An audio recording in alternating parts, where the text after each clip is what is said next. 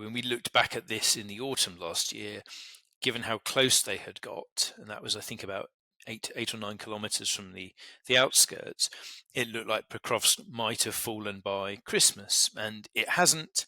And now what the Russians are doing are trying to envelop it, if you like, from the south.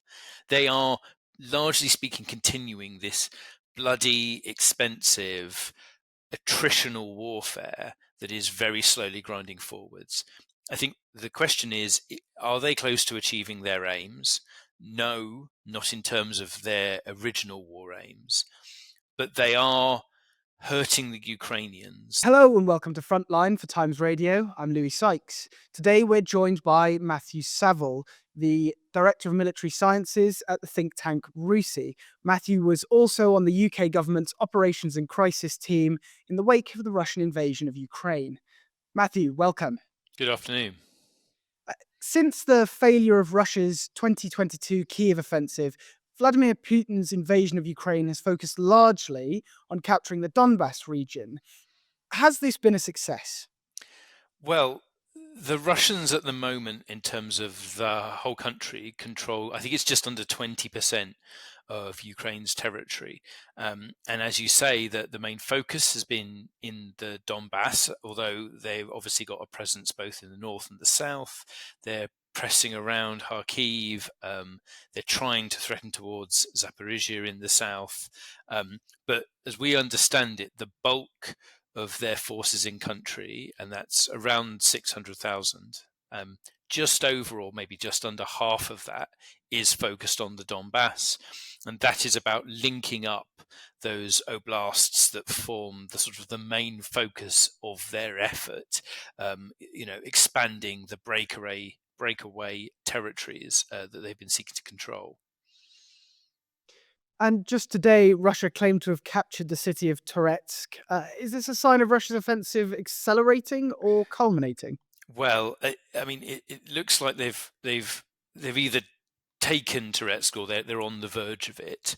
I think actually the rate of advance, which picked up in the last 3 months of last year, appears to have slowed a bit again over December and January. I mean, overall, it's all relative. So in total, the amount of territory they've taken over the past 12 months, in effect, after they were largely sort of seized the initiative after the failure of Ukraine's counteroffensive in 2023, it still only amounts to maybe 1.5% of Ukraine's territory. So yes, it's several thousand square kilometers, but you're talking about that in a country that is over 600,000 square kilometers. So they are, largely speaking, continuing this bloody, expensive, attritional warfare that is very slowly grinding forwards. I think the question is, are they close to achieving their aims? No, not in terms of their original war aims, but they are hurting the Ukrainians. They are making it difficult for the Ukrainians to have this viable, defensible front line, and they are grinding them down in a battle where the Russians think that they can sustain horrendous casualties, and the Ukrainians probably can't at the moment. And as part of this, Russia has more recently renewed its attack on the city of Pokrovsk. They've been targeting this city ostensibly since July 2024 now. Why have they not managed to capture that city yet? I mean, that's a fair question. And I think, when we looked back at this in the autumn last year, given how close they had got, and that was, I think, about 8 or 9 kilometers from the outskirts, it looked like Pokrovsk might have fallen by Christmas, and it hasn't. And now what the Russians are doing are trying to envelop it, if you like, from the south. And that seems to be partly as a result of fierce Ukrainian defense, and partly because they've sort of slightly changed their tactics. What this all shows is defense is still strong in this war. It's not completely static, but attack is really hard because as you get closer to the front, the pervasiveness of surveillance, including from drones, And the difficulty of breaking through prepared defenses means that it's incredibly bloody and difficult to advance. And that's proved almost as true for the Russians as it has for the Ukrainians. What the Russian tactics are about is repeated, quite small scale, quite messy attacks, often involving just troops dismounted, often not involving lots of armor, and they all get killed. But then they attack again and again and again, and from multiple angles. And what that does is just wear down the Ukrainian defenders. They can't be pulled off that front line. They can't rest. They're constantly under pressure. Small and potentially understaffed units are having to defend large areas. And essentially, they get eventually tired or overwhelmed. But that means the rate of advance is slow. And so when we talked about it accelerating, what we mean is it went from tens of meters a day to hundreds of meters a day, but still not lightning fast advances that we saw very, very early on in 2022 in both directions. And as you say, that strategy or those tactics that Russia are using are quite costly. Is this something? There is a sense about Russia that it can carry on offensives like this, throwing people into what some have termed the meat grinder. But is that strictly speaking true? Can they just do this in perpetuity? This is a difficult one. I mean, they can't do it forever without another round of mobilization. But what they do seem to be able to do at the moment is recruit enough people on an ongoing basis to sustain this level, which is still over 1,000 casualties a day. It's spiked at over 1,500 casualties a day in, I think, December and January. So those were actually, as we understand it, and these figures are from the Ukrainian military, but validated by the UK Ministry of Defence, the bloodiest 2 months of the war, over 48,000 casualties over a month. Now that's killed and injured, and so lots of those people return. But they seem to be banking on being able to take 1,200 casualties of some description a day for the foreseeable future. We are skeptical they could do that, into next year without another round of mobilization.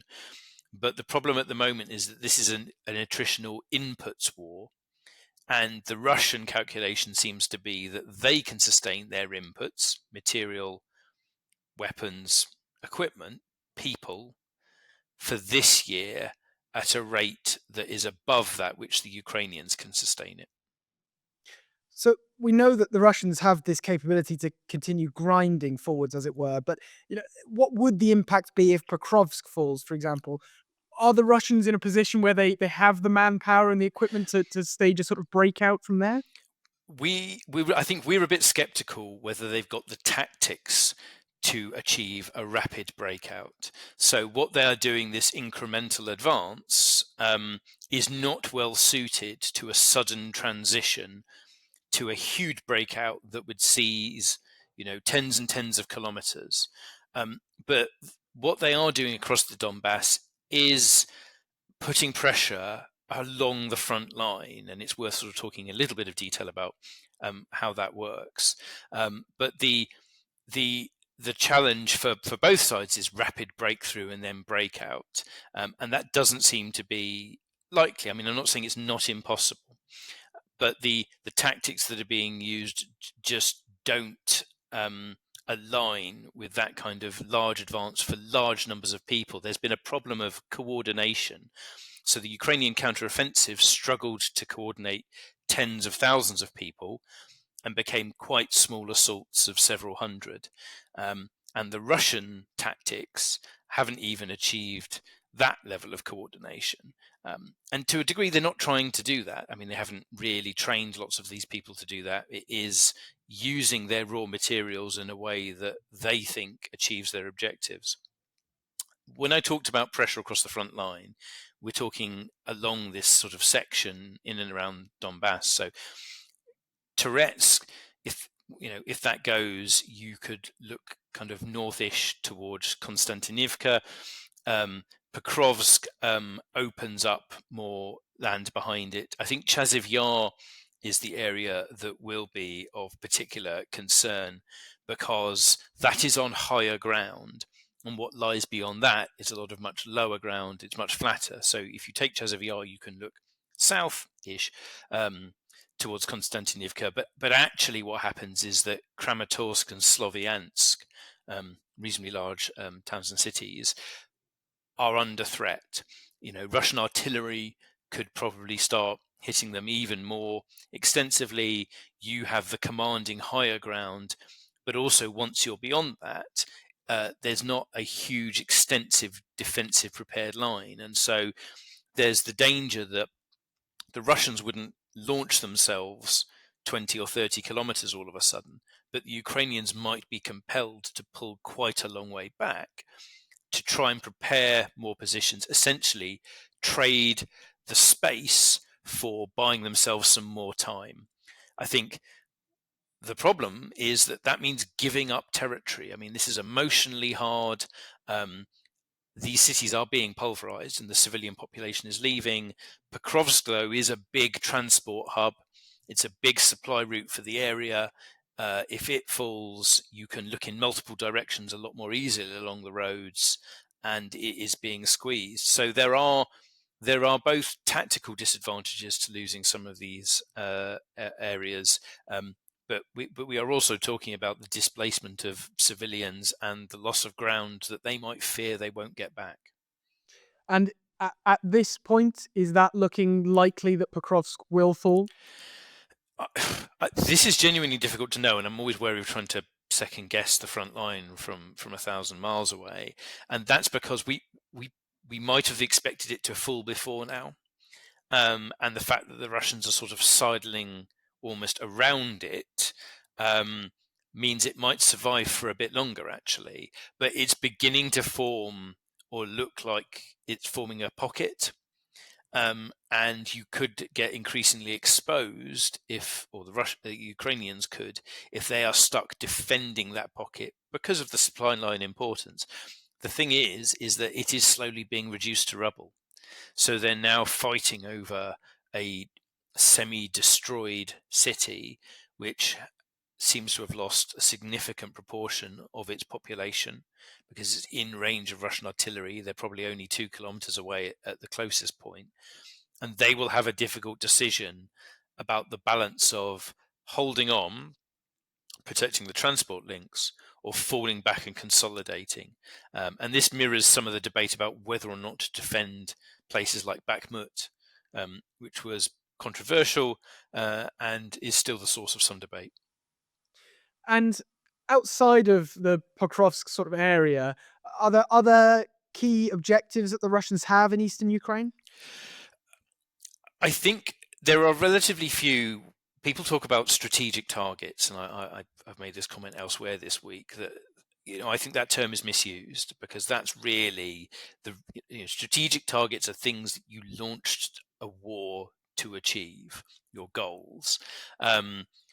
And what we're talking about here is these are targets that are tactical in nature. They are local. They're the next target on the list. So if Pokrovsk falls, that's not the end of the war.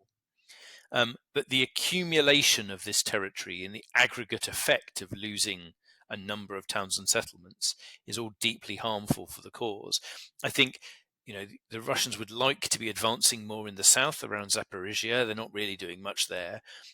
They really wanted to threaten Kharkiv further north, and that incursion has been very disappointing if you're Russian, and largely successfully repulsed if you are Ukrainian. But what's developing in the north is a problem around the Oskil River, which the Russians have now crossed. They've got a bridgehead. They're now pushing south, and so Kupiansk is beginning to be threatened. And so you have another, town, city, that urban area that is increasingly vulnerable from multiple directions. And the Russians do not mind killing civilians and destroying civilian areas to basically inflict pain on the Ukrainians. And so there'll be another dilemma for the Ukrainians about the extent to which they invest in defense. The Donbas has been at the center of Putin's machinations over Ukraine since 2014.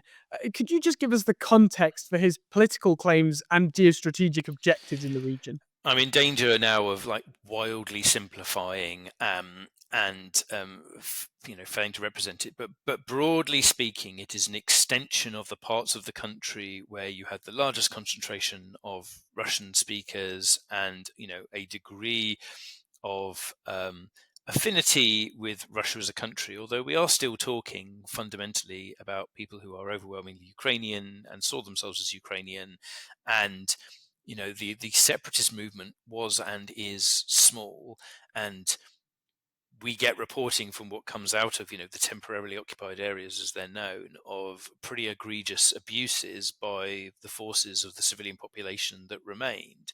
I think we've seen what happened in terms of parts of the east that were destroyed. But broadly speaking, this is the bit where the original insurrection that was sponsored by Russia started. These are the areas and Crimea, which of course they will claim is historically Russian and should never have been given to Ukraine, with the parts that they seized in the original assault in 2014. And essentially what they're trying to do is join up the geographic boundaries of the oblasts in order to make real on the ground what they did through essentially forced referenda a couple of years ago, and basically say, well, these territories have now seceded from Ukraine and they are Russia. And are we seeing any opportunity at this point for Ukraine to slow or perhaps halt the Russian offensive in the Donbas? Well, I mean, they've inflicted considerable casualties. Like, this has not come without enormous cost, as I've said. There is always the possibility that they are able to achieve surprise somewhere. That's really difficult.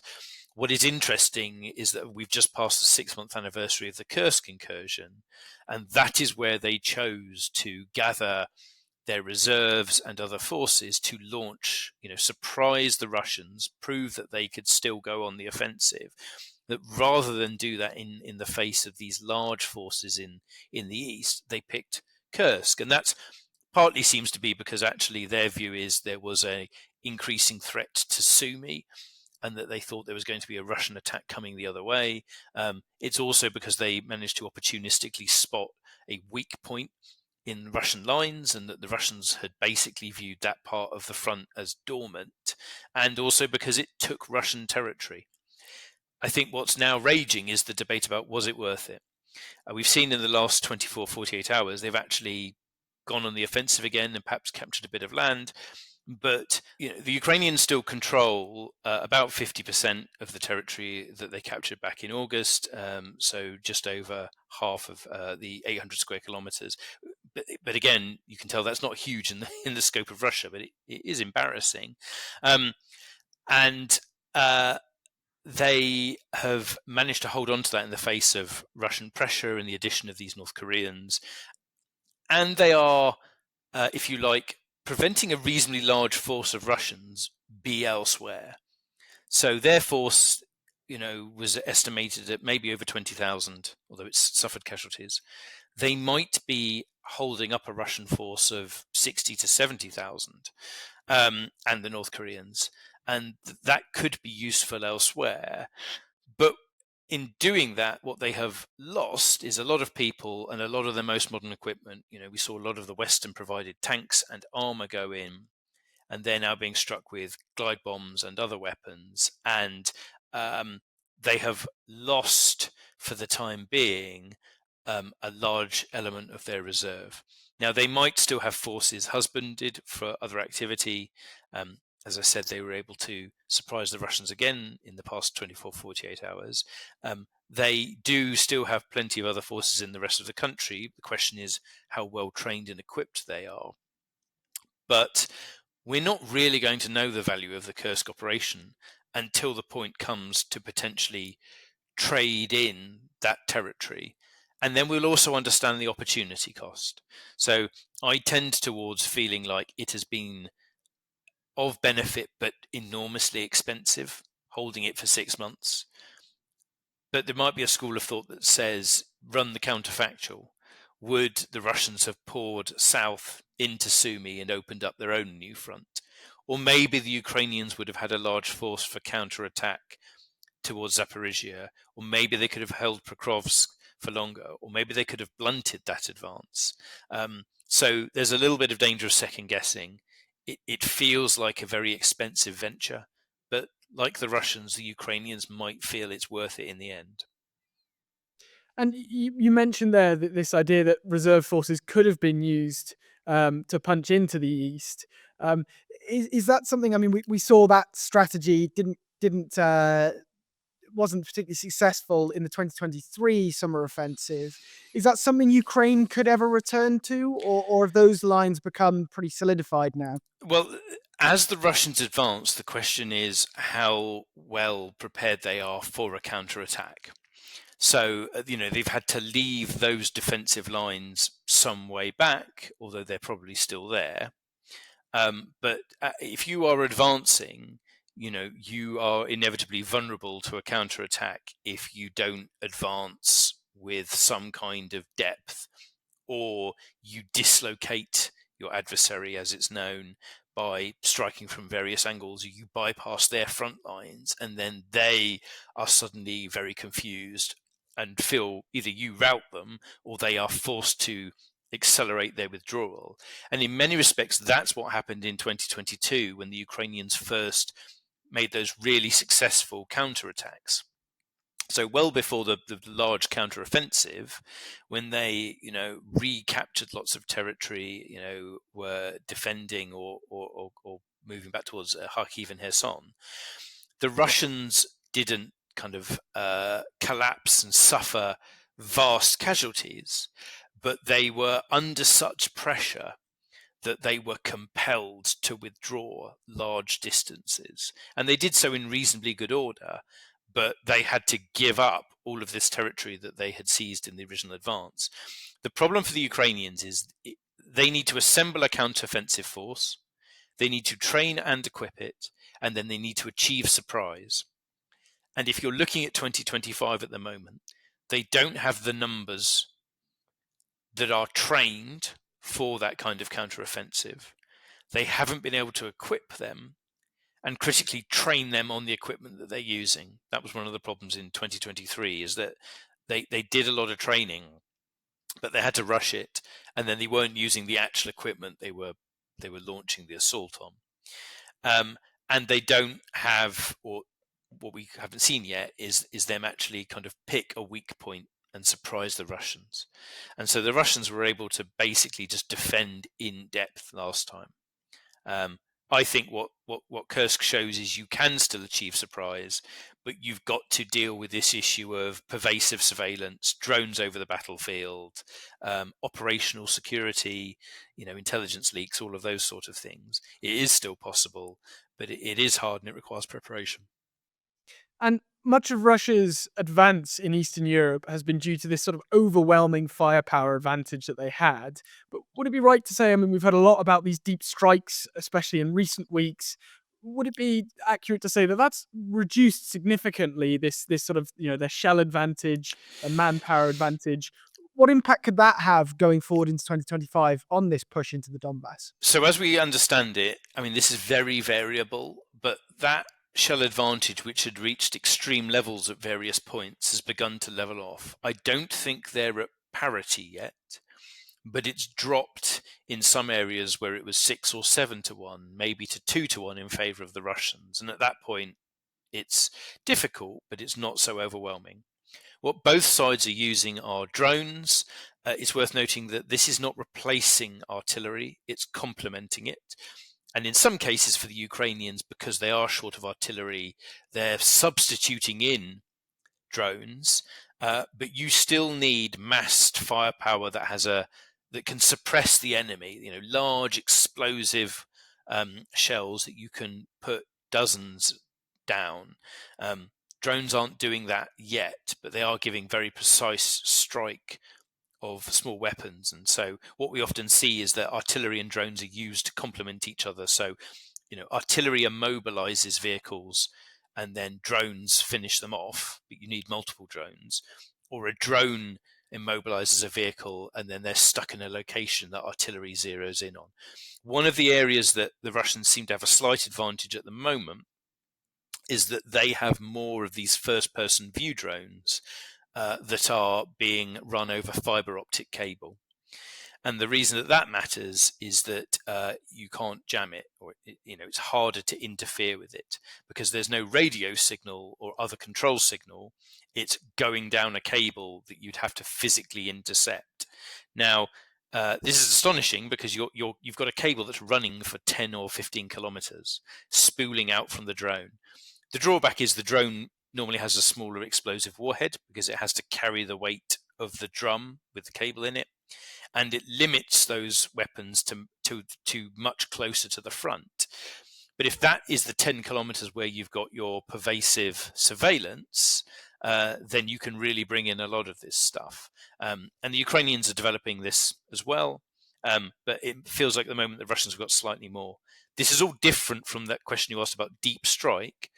That does, though, look like a increasing Ukrainian effort to hit the heart of Russian defense industry and its broader industrial capacity. So hit the places where long-range drones, cruise missiles, and ballistic missiles are made and stored, and also hit energy supplies and fuel refineries, because that both supplies Russian forces, it also generates revenue for the war economy.